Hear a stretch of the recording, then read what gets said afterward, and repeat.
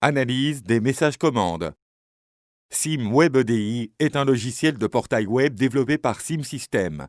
SIM est la première et l'unique société turque ayant obtenu l'homologation de l'Institut Galia de l'organisation ODET le 23 décembre 2010. Cette organisation établit les standards de l'industrie automobile européenne. Vous pouvez accéder au système par les adresses indiquées sur l'écran. Vous pouvez commencer à utiliser WebEDI en saisissant votre code d'entreprise, votre nom et votre mot de passe utilisateur.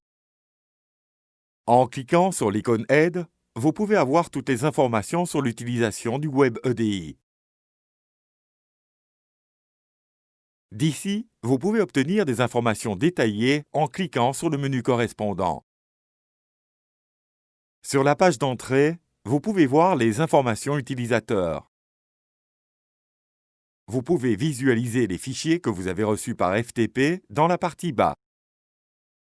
Dans la sous-section, vous pouvez avoir des informations comme le titre et le nombre de messages reçus.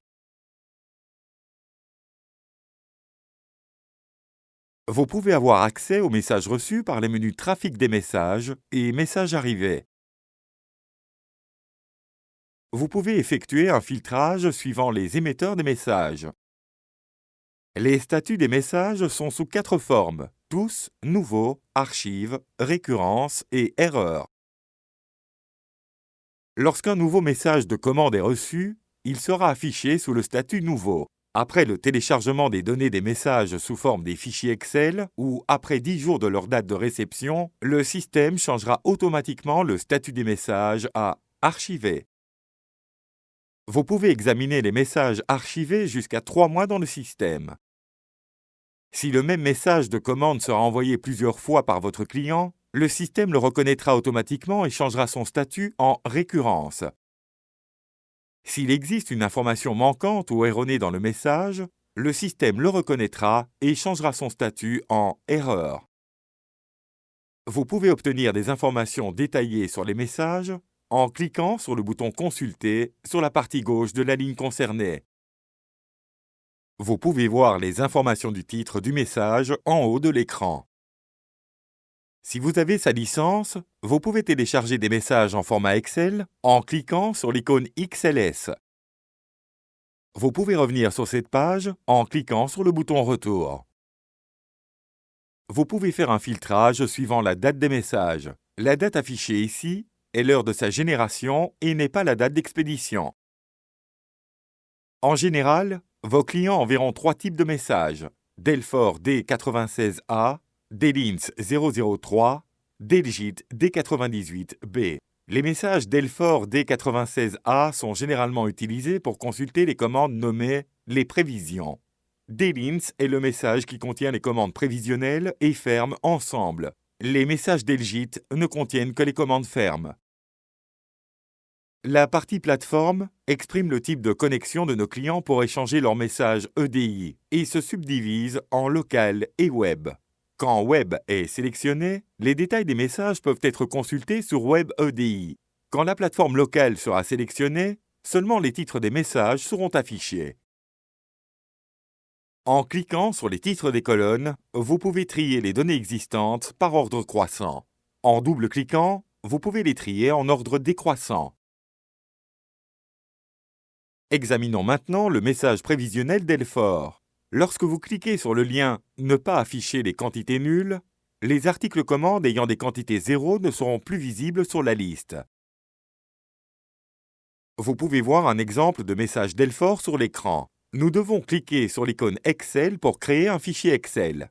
Sur le document Excel, toutes les informations visibles sur la page précédente seront affichées. Les dates des livraisons demandées seront affichées comme début et fin, l'une sous l'autre, avec les quantités des articles commandés. Sur les petites cases de la section des quantités, le type d'ordre de la commande est la signification de chaque cellule désignée par les signes. Sans signe désigne la commande prévisionnelle. Le signe plus désigne la commande ferme. Le caractère U désigne l'ordre de production et H désigne l'ordre d'acceptation, le coût de revient des matières premières concernées. Delins est le type de message qui inclut les commandes fermes et prévisionnelles tous ensemble. Ici, vous pouvez voir les informations comme le code, les détails de l'article, le numéro de la commande. Sur la droite, il y a les dates des livraisons demandées. Dans l'exemple 6 juin, un message d'Elgit est expliqué en détail.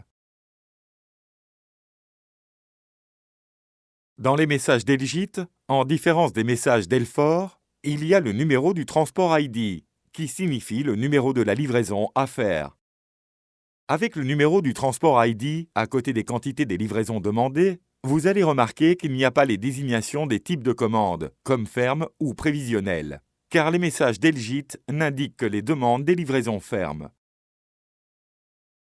Si les dates de départ des livraisons sont indiquées, les dates d'arrivée aussi seront présentes.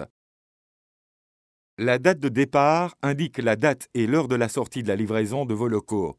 La date d'arrivée indique la date et l'heure que la livraison devrait être chez le client.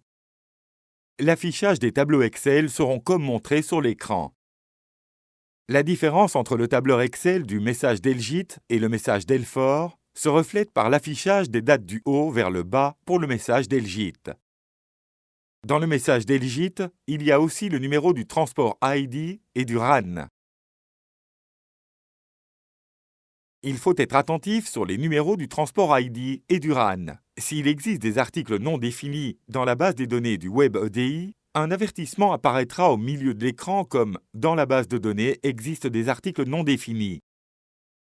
Pour enregistrer ces articles non définis dans la base de données articles du Web EDI, vous devez cliquer sur le bouton « Insérer les articles non définis » sur la partie gauche de l'écran. Après leur enregistrement dans la base de données, vous serez informé par un message « Vos articles ont été ajoutés » et vous pourrez voir les nombres des articles ajoutés. Vous pouvez mettre à jour les informations manquantes de ces articles par le menu Paramétrage, Articles fournisseurs. Pour effectuer le processus de mise à jour, il est nécessaire d'écrire le code de l'article concerné dans la section « Recherche des articles » et de cliquer sur le bouton « Rechercher ». Vous pouvez accéder aux informations détaillées de l'article en cliquant sur l'icône Modifier de la colonne sur la partie droite de l'écran. La section d'informations sur les articles se compose de deux parties. Sur le côté gauche, vous allez voir les informations de détail de l'article. Sur le côté droit, les informations d'emballage de l'article. Les zones de gauche non modifiables seront marquées en gris clair. Les zones modifiables sont les suivantes: code article du vendeur, nom de l'article, numéro de la commande et le point de destination, etc. Dans cette section, sur les zones manquantes, le poids de l'article doit être renseigné. Dans les messages commandes reçues, les poids des articles ne sont pas indiqués. Donc, pour avoir une indication précise sur les étiquettes, il faut y réviser le poids de l'article. Si vous souhaitez voir le code et le nom de votre article sur des étiquettes, vous devez mettre à jour le code de l'article et le nom de l'article vendeur. Les emballages peuvent être de 3 types différents. S signifie que l'expédition sera dans les cartons ou dans les sacs en plastique. C signifie les caisses. M signifie l'unité de transport palette.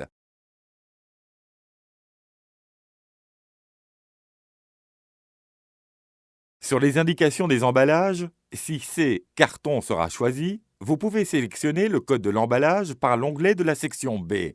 S'il y a un type d'emballage qui n'existe pas sur la liste, vous pouvez le saisir manuellement. Sur les informations des emballages, si C caisse sera choisi, les informations à renseigner seront identiques avec celles des cartons. Avec le choix de C caisse, les étiquettes préparées seront plus grandes. Sur les informations des emballages, si M palette sera choisi, sur la section B colis, les numéros des rangs et de colonnes seront activés. Nous devrons donc saisir le nombre des cartons dans un rang et le nombre de cartons dans une colonne. Leur multiplication nous donnera le nombre de cartons sur la palette.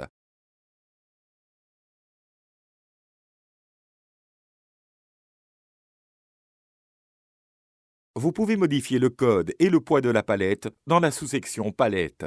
Si le type de l'emballage est défini, vous pouvez le choisir. Sinon, vous pouvez le saisir manuellement dans la partie Autres. Le nombre de sous-emballages sera automatiquement affiché comme 1. Ici, vous devez renseigner le poids vide d'une palette.